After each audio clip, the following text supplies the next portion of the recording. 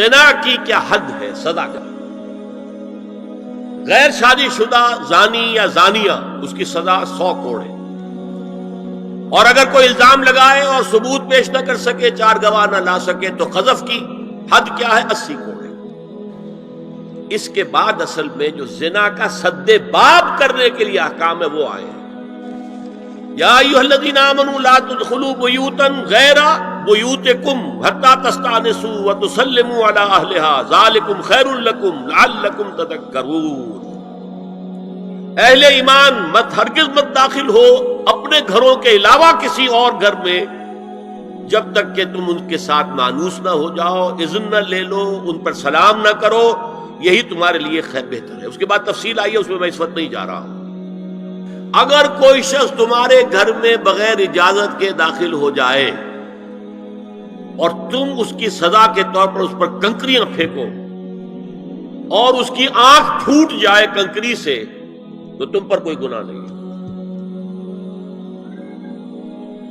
بغیر اجازت کے گھر میں آ گیا ہے، بغیر اذن کے، بغیر استئذان کے کنکریاں مارو اور کنکری سے آنکھ پھوٹ جائے، فما کان علیک من جناح، کوئی حرج نہیں۔ اسی طرح آیا ہے من اطلع دار قوم بغیر اذنہم ففقعوا عینہ فقد حضرت عینہ، یہ ابو داؤد کی روایت ہے۔ جو شخص بغیر اذن لیے کسی کے گھر میں داخل ہوا ہے اور اگر اس نے اس کی آنکھ پھوڑ دی تو اس کے اوپر کوئی حرجانہ نہیں ہے، کوئی اس کی دیت نہیں، کوئی حرجانہ نہیں۔ اجازت لینے کے ضمن میں کیا ہے؟ حضور نے طریقہ بتایا، 3 مرتبہ پکارنے کی حد مقرر کر دی، فرمایا اگر تیسری مرتبہ پکارنے پر بھی جواب نہ آئے تو واپس ہو جاؤ۔ قرآن میں بھی ہے اذا قیل لکم ارجعوا فارجعوا، اگر وہ کہتے چلے جاؤ، ملاقات نہیں ہو سکتی، چلے جاؤ۔ ہاں اگر آپ ٹائم لے کر آئے ہیں تب بات دوسری ہے، پھر تو اس کو ملنا ہے، لیکن آپ ایسے ہی پہنچ گئے ہیں، پتہ نہیں وہ اپنی کس مصروفیت میں ہے، آپ کا حق نہیں ہے کہ وہ آپ کو ریسیو کرے اور آپ سے بات کرے۔ اذا قیل لکم ارجعوا فارجعوا، اور برا نہ مانو کہ میرا یہ معاملہ کیا، میں آیا تھا اور مجھے جو ہے مجھ سے ملاقات نہیں کی، نہیں۔ اور اس سلسلے میں ایک بڑا دلچسپ واقعہ ہے۔ ایک مرتبہ آپ حضرت سعد ابن عبادہ کے ہاں گئے اور السلام علیکم ورحمۃ اللہ کہہ کر 2 دفعہ اجازت طلب کی، مگر اندر سے جواب نہ آیا۔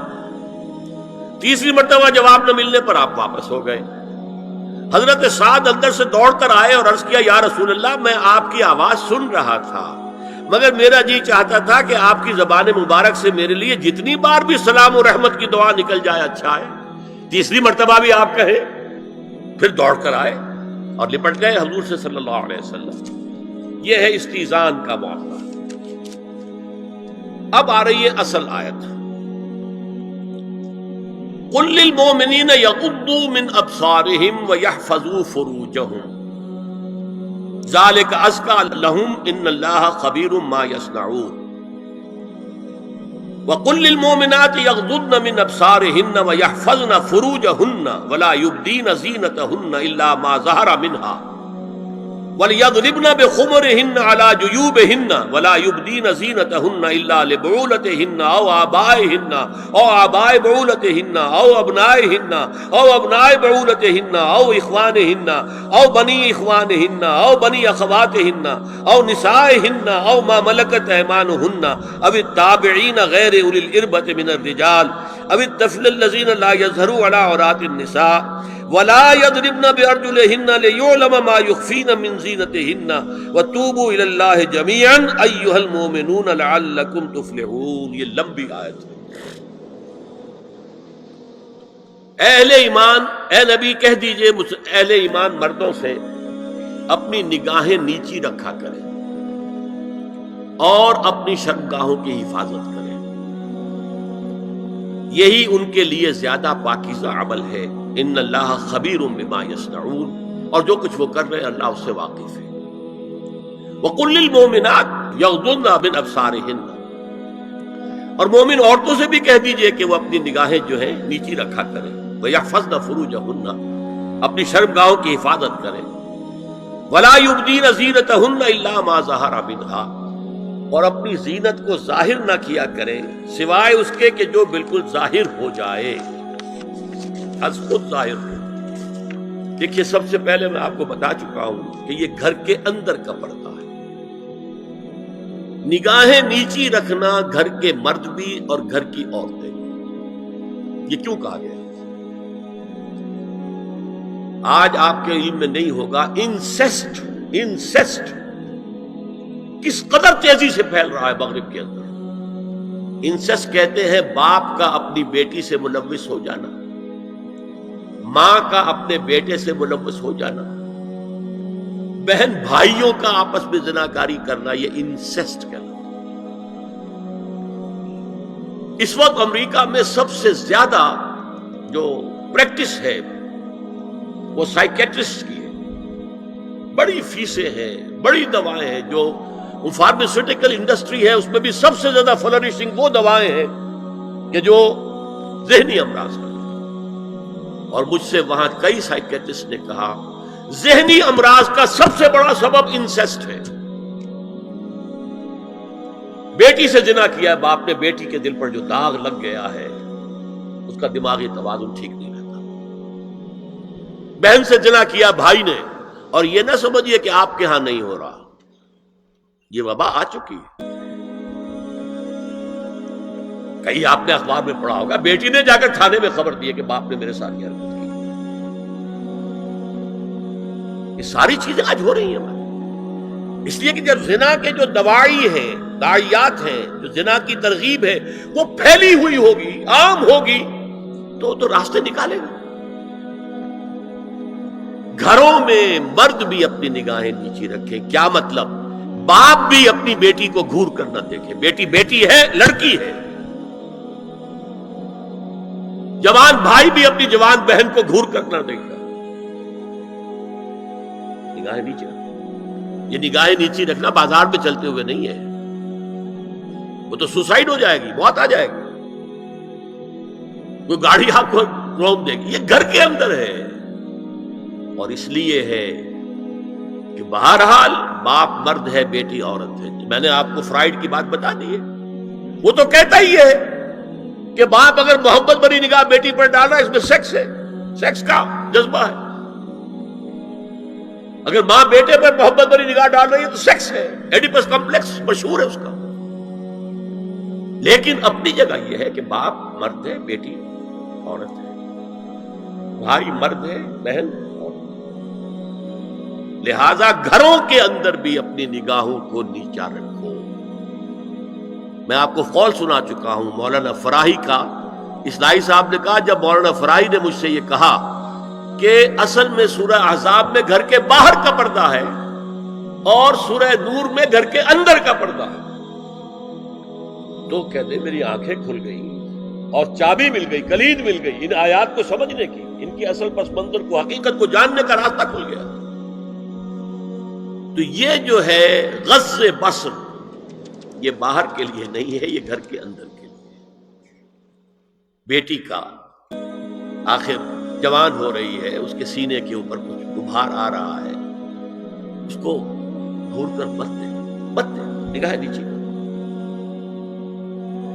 قل للمؤمنین یغضوا من ابصارهم ویحفظوا فروجهم ذلک ازکی لهم ان اللہ خبیر بما یصنعون۔ نوٹ کر لیجئے کہ یہ کہاں ہو رہا ہے؟ گھر میں داخلے کے بعد، گھر میں داخلہ اجازت سے، اور داخلہ ہوگا صرف محرموں کا، گھر کے اندر جو ہے وہ نامحرم تو نہیں آئے گا۔ یہ میں آگے بیان کر رہا ہوں۔ وَقُلْ لِلْمُؤْمِنَاتِ يَغْضُضْنَ مِنْ أَبْصَارِهِنَّ وَيَحْفَظْنَ مِنْ فُرُوجِهِنَّ، اور کہہ دیجئے مومن عورتوں سے بھی کہ وہ بھی اپنی نگاہیں جھکا کر رکھیں اور اپنی شرمگاہوں کی حفاظت کریں۔ وَلَا يُبْدِينَ زِينَتَهُنَّ إِلَّا مَا ظَهَرَ مِنْهَا۔ اس ٹکڑے پر بڑا قیل و قال ہے جدید مفکرین اور جدید دانشوروں نے کہ وہ اپنی زینت ظاہر نہ کرے سوائے اس کے جو خود ظاہر ہو جائے۔ وہ کہتے ہیں اس میں چہرہ بھی شامل ہے، اور جب چہرہ شامل ہے تو اس کا مطلب چہرے کا پردہ نہیں ہے۔ آپ کو بہت سے حضرات نے وہ پڑھی ہوگی بحث جو جنگ میں ہو گئی تھی۔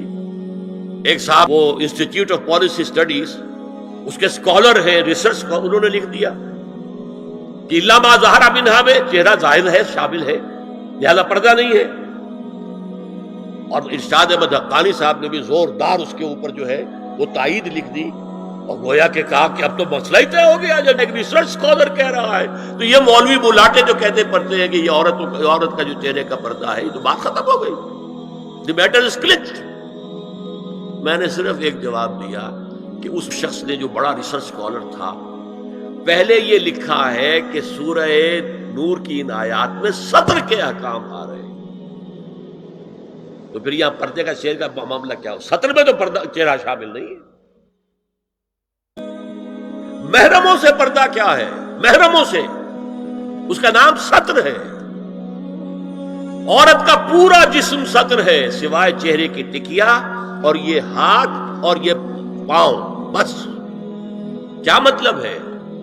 بھائی بھی نہیں دیکھ سکتا بہن کے جسم کا کوئی اور حصہ، باپ بھی نہیں دیکھ سکتا بیٹی کے جسم کا کوئی حصہ. یہ سطر ہے.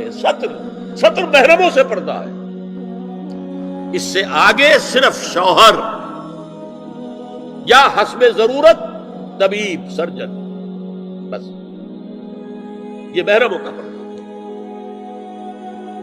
گھر میں عورت رہے گی تو سطر کے ساتھ رہے گی. محرم آئیں گے، چچا اس کا محرم ہے، آئے گا، لیکن وہ بھی تو مرد ہے نا، چہرہ تو نہیں ڈھانپے گی اس لیے کہ محرم ہے، لیکن باقی جسم سطر. عورت کا پورا جسم سطر ہے سوائے چہرے کی ٹکیا. بال بھی سطر میں شامل ہے. سر پر وہ سکارف جو آج کل بنا ہوا ہے، بہت بڑا مسئلہ، انہوں نے چہرے کو نکال دیا، صرف سکارف سمجھا ہوا، پر حجاب کہتے ہیں. حالانکہ وہ حجاب پورا تو نہ ہوا، وہ صرف ایک حصہ ہے، لیکن ایک حصہ صحیح ہے. سر کے بال جو ہے وہ چھپے ہونے چاہیے، یہ سطر میں شامل ہے. چہرے کی ٹکیا ہے جو سطر سے باہر ہے. ہاتھ ہے پہنچوں سے باہر، اور پیر ہے ٹخنوں سے نیچے، بس. اللہ اللہ خیر. تو فرمایا ما ظہر منہا زینتہن میں الا ما ظہر منہا میں کیا کیا چیزیں آ سکتی ہیں. دیکھیے، اگر عورت پوری کی پوری برقعے کے اندر ملبوس ہے، چہرے پر بھی نقاب ہے، آنکھوں کے آگے بھی یا جالی ہے یا کوئی چشمہ ہے، تو پھر بھی اس کے حسن کا ایک حصہ وہ ہے جو ظاہر ہے. اگر طویل القامت ہے، قد و قامت، یہ حسن کا حصہ ہے کہ نہیں؟ وہ کہاں چھپائے گا؟